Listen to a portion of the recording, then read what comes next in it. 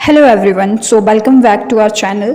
सो पिछले वीडियो में हमने प्लेटो की हिस्ट्री के बारे में पढ़ा था। अब प्लेटो के जस्टिस के बारे में पढ़ने वाले हैं इस वीडियो में कि प्लेटो का व्यू क्या था जस्टिस के रिलेटेड।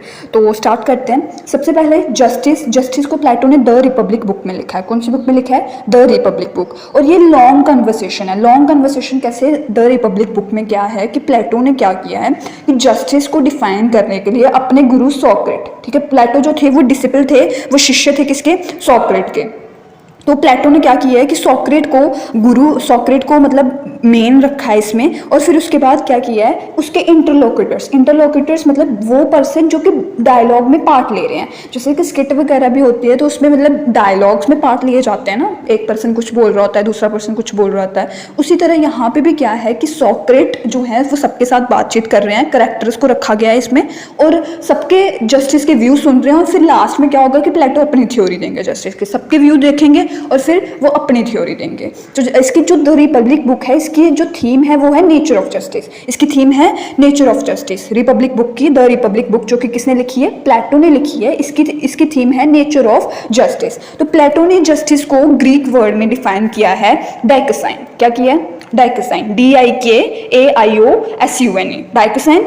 इसका मीनिंग क्या होता है? मोरालिटी और राइटसनेस। मोरालिटी और राइटसनेस मतलब सही, ठीक है। किसी बंदे में एथिक्स हैं, what to do, right and wrong, wrong क्या है और राइट क्या है, और वही जो है वो क्या है? जस्टिस है। डाइकोसाइन जो वर्ड है वो प्लेटो ने यूज किया है फॉर जस्टिस। तो जस्टिस जो है, अगर हम इंग्लिश के वर्ड को देखें ना, वो लेसर कंसेप्ट है, मतलब उसको वाइडर नहीं बोल सकते। लेकिन जो हमारा डाइकोसाइन है ना, उसको वो वाइडर है, ठीक है। वो क्या है? वाइडर है। अब अकॉर्डिंग टू प्लेटो इनजस्टिस क्या होगा? अकॉर्डिंग प्लेटो इनजस्टिस क्या होगा? सैक्रिलेज और थेफ्ट। सैक्रिलेज क्या होता है कि अगर कोई रिलीजियस प्लेस है, ठीक है, फॉर एग्जाम्पल गुरुद्वारा है, और आप जो हो, आप मंदिरों में जाते हो, ठीक है, आप सिख नहीं हो, तो आपको कोई हक नहीं है कि आप गुरुद्वारे को भी यू कैन से उसकी निंदा करो, या फिर वहां पे जो लोग बैठे हैं उनकी निंदा करो। तो आपको ये राइट नहीं है। आप किसी भी रिलीजन को लोअर इंफीरियर फील नहीं करवा सकते हो, इंस्टेड ऑफ कुछ भी नहीं करवा सकते हो आप, ठीक है।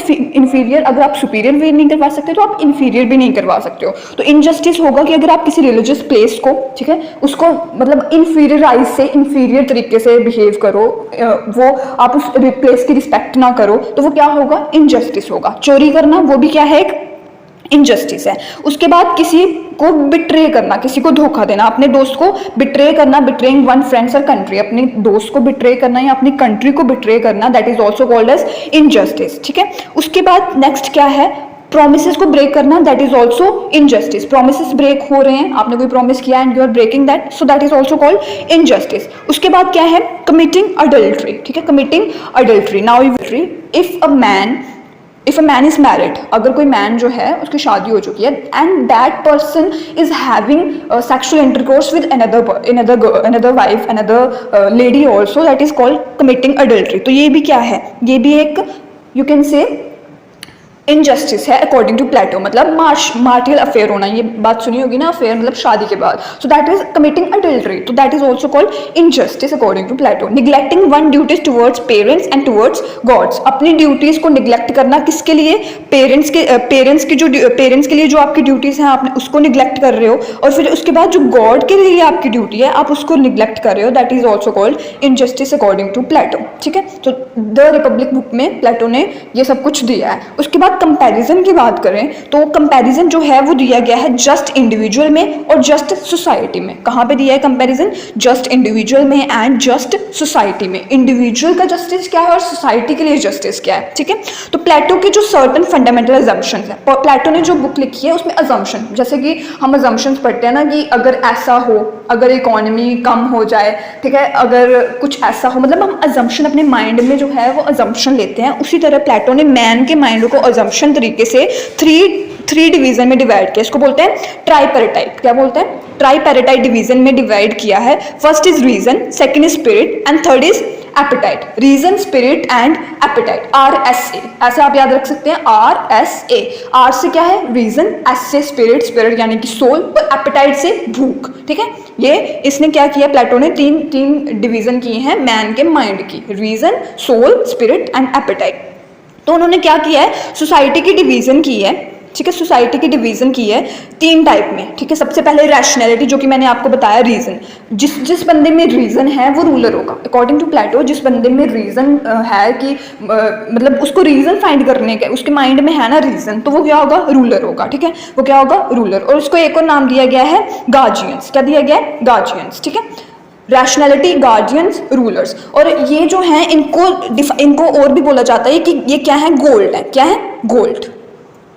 जो रूलर है ना वो क्या है, उनको कंपैरिजन किया गया है गोल्ड के साथ, ठीक है। अब जो नेक्स्ट डिवीजन है ना स्पिरिट की, स्पिरिट यानी कि सोल्जर, जिसमें करेज हो, ठीक है, जिसमें करेज हो, तो इसको एस या आपको ऐसे याद रखना है, आर रैशनैलिटी, आर से रैशनैलिटी, आर से रूलर, ठीक है। तो ये क्या है, गोल्ड। और स्पिरिट यानी कि सोल्जर, एस एस, स्पिरिट और सोल्जर दोनों में फर्स्ट वर्ड सेम सिमिलर आ रहा है, ऐसे याद रखना है। रैशनैलिटी मतलब किसमें होगी, आर रूलर में होगी, और स्पिरिट एस किसमें, सोल्जर में, ठीक है। ऐसे तो उनको और भी नाम दिया गया ऑक्सिलरीज। क्या नाम दिया गया, ऑक्सिलरीज। फिर उसके बाद थर्ड है एपेटाइट। थर्ड क्या है, एपेटाइट, जिसमें भूख है, ठीक है, जिसमें कुछ करने की भूख है, मुझे कुछ करना है, ठीक है। दैट इज फार्मर्स या फिर हमारी इकोनॉमिक क्लास। तो सोसाइटी के डिवीजन को मैंने जैसे कि बताया थ्री सेक्शंस में डिवाइड किया प्लेटो ने, reason, spirit and appetite. Reason जिसमें होगा, जिसके माइंड में, वो बंदा क्या होगा, रूलर होगा अकॉर्डिंग टू प्लेटो। सेकंड, जिसमें स्पिरिट होगी, सोल, करेज होगी, वो क्या होगा, सोल्जर, जिसमें लड़ने की क्षमता होगी। और जिसमें भूख होगी कुछ करने की, वो क्या होंगे, फार्मर, पीसेंट, इकोनॉमिक क्लास होगी,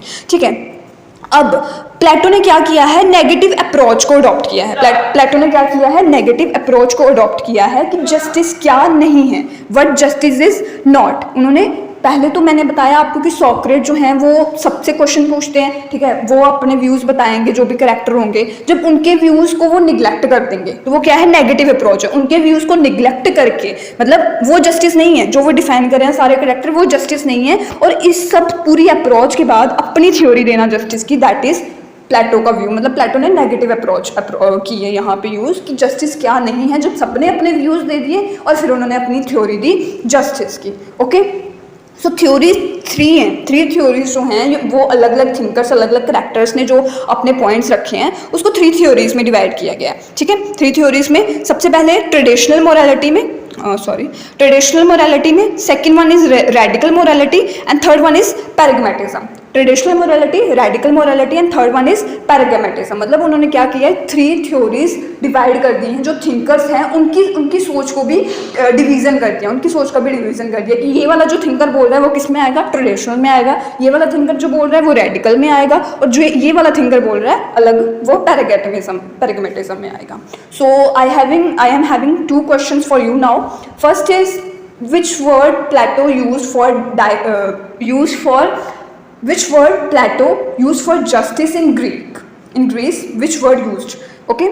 And second question is Plato divide man mind into which division, into how many division, and you have to name them. These are 2 questions you have to write in comment section. So thank you so much.